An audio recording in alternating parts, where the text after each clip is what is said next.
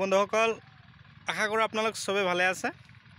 তো আজিৰ আবেলিৰ সন্ধিয়াৰ প্ৰাকখনত আপোনালোকৰ মই মিনি ব্লগ এটা দিবলৈ গৈ আছোঁ। তো আশা কৰোঁ আপোনালোকে মোৰ ভিডিঅ'খন আৰম্ভণিৰ পৰা শেষলৈকে নিশ্চয় চাব।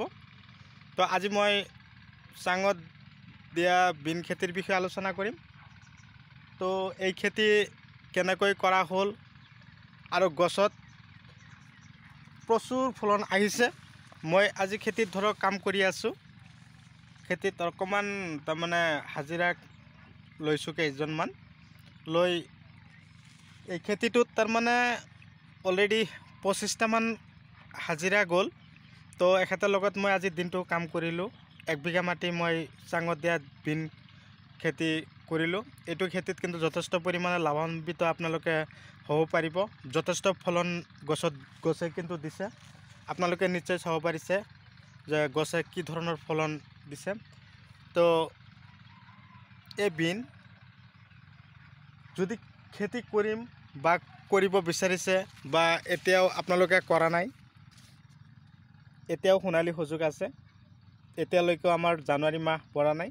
ইয়াৰ আগমুহূৰ্তত আপোনালোকে খেতি ৰেডি কৰক, খেতি কৰিবৰ কাৰণে প্ৰস্তুত লওক। এতিয়া প্ৰস্তুতি হ'বৰ কাৰণে মই আপোনালোকক আহ্বান জনাইছোঁ। তো এই খেতি কৰাৰ ধৰক 2 মাহ পাৰ হোৱাৰ পিছতে আপোনালোকৰ গছত এনেকুৱা ধৰণৰ ফলন আহি যাব। মই জাষ্ট এটা গছৰ দেখুৱাইছোঁ, চাওক। একদম তলফালে যিমানে যাই থাকিব সিমানে মই আৰু গৈ আছোঁ। চাওক, একদম গুৰিৰ পৰা একদম আগলৈকে এনেকৈয়ে ধৰিব।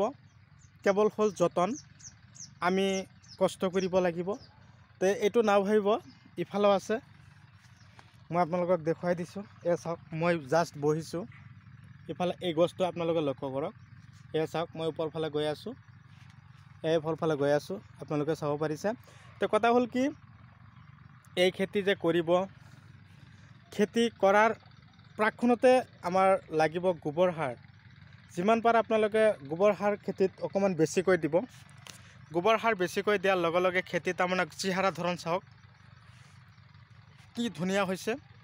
আৰু কথা হ'ল, এই খেতিত বিশেষকৈ সিমান ডেঞ্জাৰ ঔষধ আপোনালোকে স্প্ৰে নকৰিব। ঠাণ্ডাৰ বতৰ চলি আছে, এতিয়া কিন্তু পোকে খেতি বাতিত নষ্ট কম কৰি আছে। সেইকাৰণে আপোনালোকে চেম্পল যিবিলাক ঔষধ আছে, ইকা আছে, একটেৰা আছে উৰণীয়া পোকৰ কাৰণে, ডেলিগেট, এইটো কিন্তু সিমান ক্ষতি নকৰে।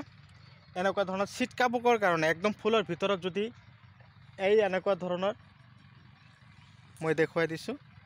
এয়া চাওক, এই ফুলটোৰ ভিতৰত এই চাওক পোক দেখা গৈ আছে, একদম কলা কলা পোক। মই আপোনালোক চাইছে আপোনালোকে নিশ্চয়। এই পোক মাৰিবৰ কাৰণে আপোনালোকে ডেলিগেট ইউজ কৰক। উৰণীয়া পোক মাৰিবৰ কাৰণে ইক্কা দিয়ক, একটাৰা দিয়ক, এইখিনিয়ে যথেষ্ট। বেলেগ আপোনালোকে ঔষধ স্প্ৰে নকৰিব। তাৰ ওপৰত যদি পিছলৈ কিবা ঔষধ লাগে মই আপোনালোকৰ লগত যোগাযোগ কৰিম, আপোনালোকে মোক কমেণ্ট কৰিব।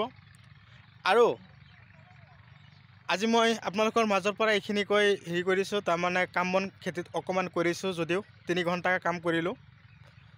গাটো অকণমান ভাগৰ লাগি আছে। তো বেছি দিন নাই, ধৰক সপ্তাহ নালাগেই মই উঠাব পাৰিম। চাওক, চাব পাৰিছে 1 বিঘা মাটি কমেও মই 5 কুইণ্টেল মাল উঠাম। দাম ভাল আছে, 45-50 টকা কিলো আছে। তো আশা কৰোঁ আপোনালোকেও কৰিব। আমি অসমীয়া মানুহখিনি যাতে একগোট হৈ একত্ৰিত হৈ আমি খেতি বাতিৰ লগত মনোযোগী হ'ব পাৰোঁ, সেই কামনাৰে মই আজিৰ ভিডিঅ' সমাপ্ত মাৰিবলৈ গৈছোঁ। তো বন্ধুসকল, আপোনালোকে কমেণ্টৰ সহায়ত আপোনালোকে জনাব যে আপোনালোকৰ অহাকালি কি ধৰণৰ ভিডিঅ' লাগে, মোক কমেণ্ট কৰি জনাব। আশা কৰোঁ আপোনালোকক সেই ভিডিঅ' মই ব্লগ আকাৰে দিবৰ কাৰণে আগ্ৰহী বা আপোনালোকক সঁহাৰি জনাম, সেই আশাৰে ধন্যবাদ।